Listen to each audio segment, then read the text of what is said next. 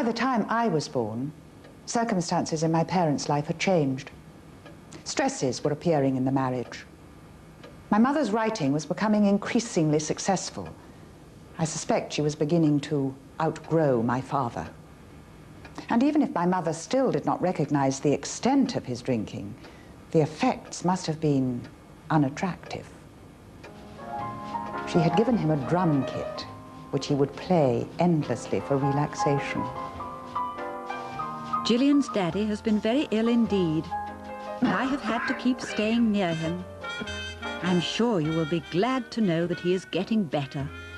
But it is a dreadful time when daddies or mummies are ill, isn't it?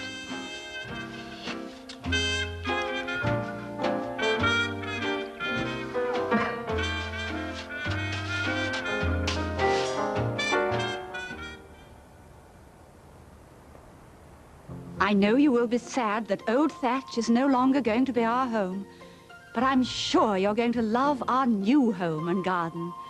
I want you to think of a name for it. It has a bigger garden, very sheltered, with a great many lawns surrounded by green yew hedges.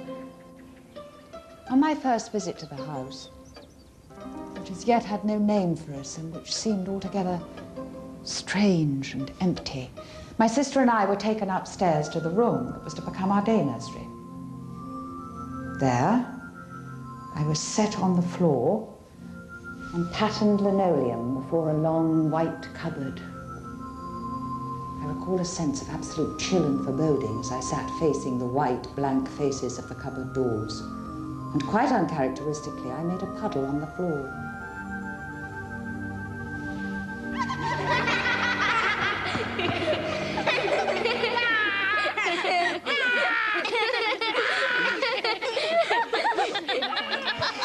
Amelia Jane sat down and began to cry. I wish I'd never touched those matches. I wish I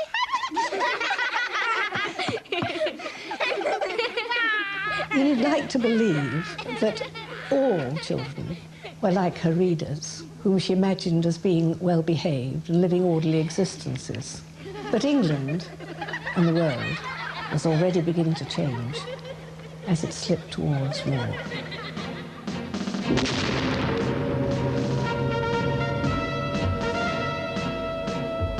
Did you know we were at war with the Germans? Well, we are. Gillian told me.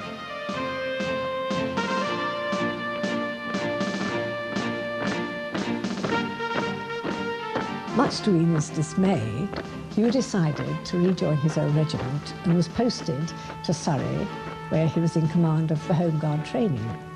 Meanwhile, Enid started inviting several unattached young men to keep her company in the evenings. To try and get Enid away from what Dorothy thought might be a potentially dangerous situation, Dorothy suggested that she and Enid took a brief holiday with her sister in Devon. The war is making all our lives different, and until things shake down a bit, we will put up with them cheerfully. Well played, partner. Enid and Kenneth Darrell Waters had fallen deeply in love.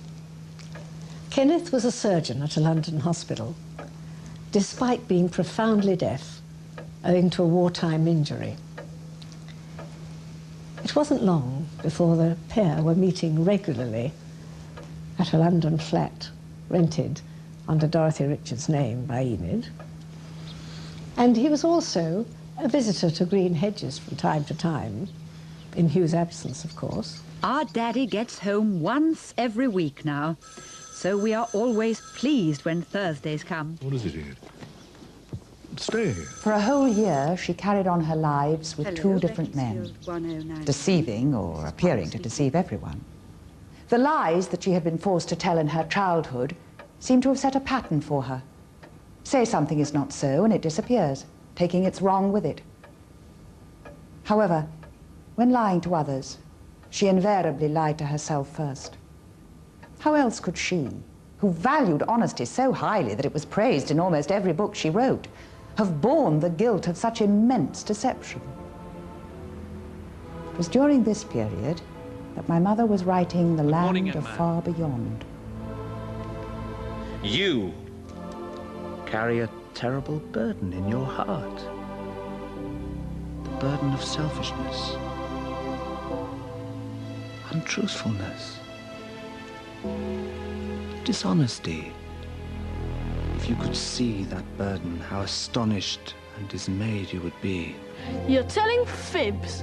You show me my burden if you can. I'll believe you then. I can show you your burden, if you like. It is your burden. The burden you did not believe in. The burden of all the ugly things you have said and done and thought in your life. I remember. I'd forgotten till this moment. I was hiding behind a sofa. It was summer, and they came in from the garden, and there were words, angry words. I'd forgotten about that till this moment. And then, very soon afterwards, he went away. He asked me to walk down to the station with him. Normally, if he went away, my mother would have gone. And I was sad because he was going away, and he told me he would be going for quite a long time. And I can just remember standing on the platform, neither of us saying anything much, and just waving to him as the train went away into the distance, and feeling very desolate. I'm sure I cried when I said goodbye to him. I know I cried as I walked solitarily back home again. I never saw my father again after that walk from the station, and I never heard from him again. When Hugh discovered that Enid was meeting another man, he wanted to divorce her. But Enid managed to persuade him that it would ruin her career. Hugh then agreed to let her divorce him on one condition, that he would be allowed free access to his daughters. But once the divorce was made absolute, Enid